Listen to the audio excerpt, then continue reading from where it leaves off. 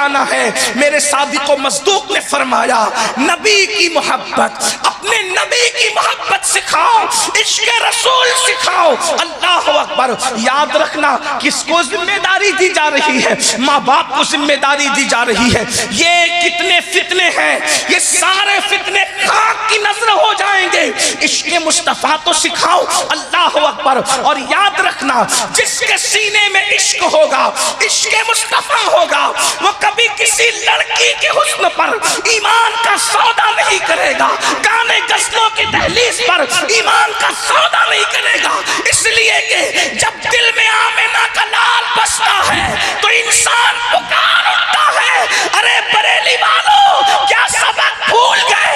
इसी जमीन से तो आवाज उठी थी, तेरे कदमों में जो है क्या देखे, तेरे कदमों में जो है गैर का मुंह क्या देखे, कौन नजरों पे चढ़े देख के तलवार।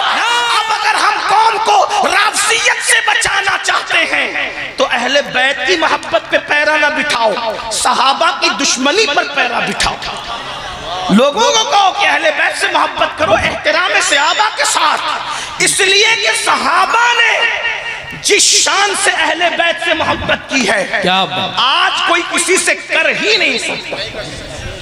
अगर आप सुनना चाहते तो मैं आपके सामने कुछ बातें रखूं, और ये बात भी आपको बताऊं, सहाबा और अहलुल बैत में रिश्ते बड़े गहरे थे, बड़े मजबूत रिश्ते थे। अगर वक्त होता तो मैं अर्ज करता, लेकिन सिर्फ एक बात अर्ज करता हूं। सैयदना इमाम जाफर सादिक छठे इमाम अहलुल बैत के, वो कहते हैं जैसे मैं अपने दादा अली की शफाअत का उम्मीदवार हूं, वैसे मैं अपने नाना अबू बकर सिद्दीक की शफाअत का भी उम्मीदवार हूं। इमाम जाफर सादिक कह रहे हैं, और सिद्दीक अकबर को क्या कहते हैं? नाना।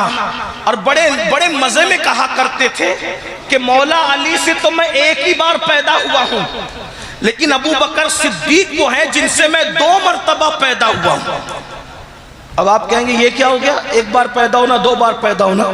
तो वो इमाम जाफर सादी के भाई इमाम आजम के भी इमाम है। वो इमाम आजम जिनकी शागिर्दी करते हैं उनकी बात समझना। इतना मौला अली से एक बार पैदा होने का मतलब क्या? मौला अली के बेटे इमाम हुसैन के बेटे ज़ैनुल आबिदीन के बेटे इमाम बाकिर के बेटे इमाम जाफर सादिक एक बार पैदा हुए। सिद्दीक अकबर से 2 बार कैसे पैदा हुए? तो सुनो, सिद्दीक अकबर के बेटे मोहम्मद, समझ में आती बात? मोहम्मद के बेटे कासिम, समझ में आती है बात? सिद्दीक अकबर के बेटे मोहम्मद के बेटे कासिम, सिद्दीक अकबर के बेटे अब्दुर्रहमान की बेटी अस्मा का निकाह होता है कासिम के साथ, यानी के सिद्दीक अकबर की पोती और सिद्दीक अकबर का पोता, दोनों का निकाह होता है। इतनी बात समझ में आ गई? बात आगे बढ़ाऊं। कासिम इब्ने मोहम्मद इब्ने अबू बकर का निकाह किसके साथ होता है? अस्मा बिनते अब्दुर्रहमान इब्ने अबू बकर, उनके साथ निकाह होता है। ठीक है, इधर से भी ठीक। अब ये दोनों का, कासिम और अस्मा का निकाह होता है, उससे एक बेटी पैदा होती है, उसका नाम उम्मे फरवा रखा जाता है, और उम्मे फरवा का निकाह इमाम बाकिर के साथ होता है, और उससे जो बेटा पैदा होता है उसी शहजादे को दुनिया इमाम जाफर सादिक कहती है।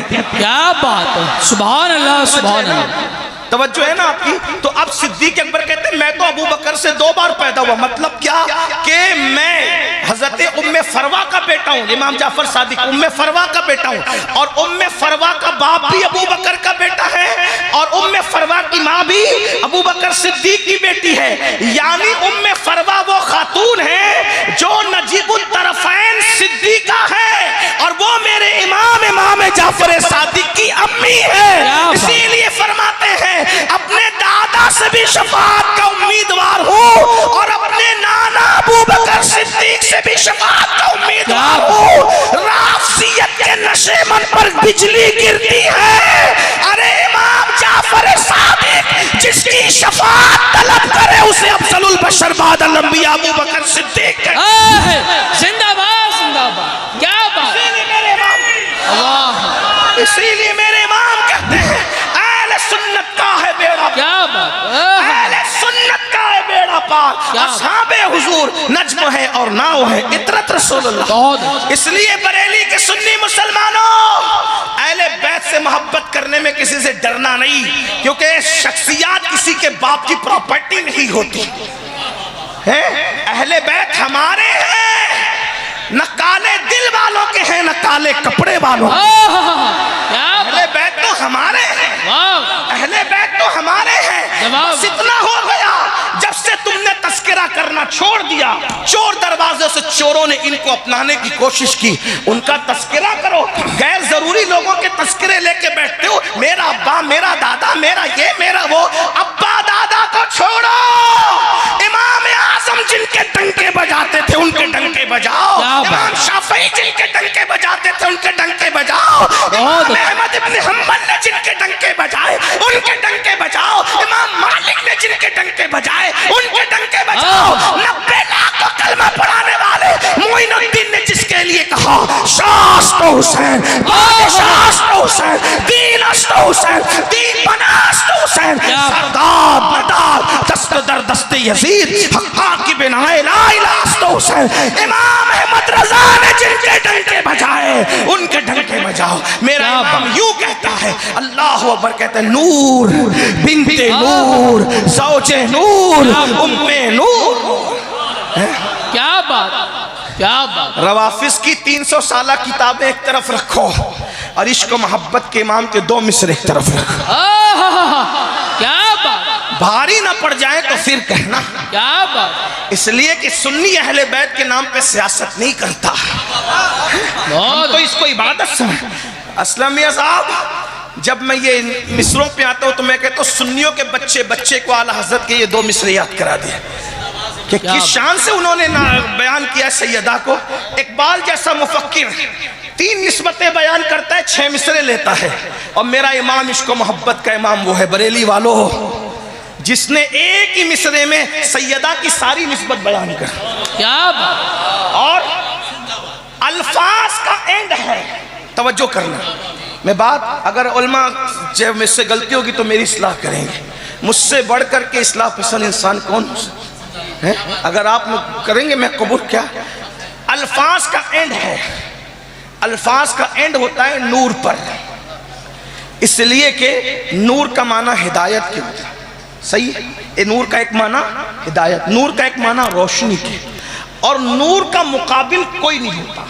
तवज्जो, इमाम ने जब सैयदा की मनकबत लिखी इन 2 मिसरों में तो क्या कहा? सैयदा को नूर, यानी जैसी हस्ती वैसी मनकबत। नूर, ये नूर कह देना इतनी बड़ी बात है कि अब इसकी तशरीह करते रहो, जिंदगी खत्म होती रहे, बात मुकम्मल नहीं होगी। बात समझ में आती है? नूर, फिर कहते बिनते नूर। क्या वो नूर है? वो नूर है। इस पे बरेली वालों को सुभान अल्लाह कहलाने में मुझे शर्म आएगी। सुभान अल्लाह, सुभान अल्लाह। क्या यार, जिनके यहाँ रोज दर्जनों जलसे होते हैं उनको इस पर भी अभी तक मार्फत नहीं कि सुभान अल्लाह बोलना कहाँ है? भाइयों, कैबन शाह की करामत सुन करके उछलते हो और मनकबत फातिमा सुन के चुप हो। क्या हैरत की बात है ना। गैबन शाह साहब की करामत सुन के सुन्नी उछलता है, और ये कौन है भाइयों? जिसके घर से विलायत बतौर खैरात बट। क्या बात।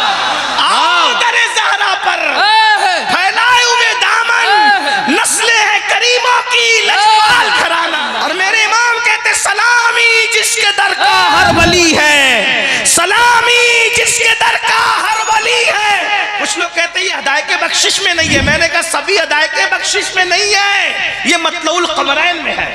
क्या बात। थोड़ा सा जरा निगाह तहकीक भी बढ़ानी पड़ेगी, सारे शेर अदाय के बख्शिश में नहीं है। हाँ, कहा सलामी जिसके दर का हर वली है। कौन है सलामी जिसके दर का हर वली है?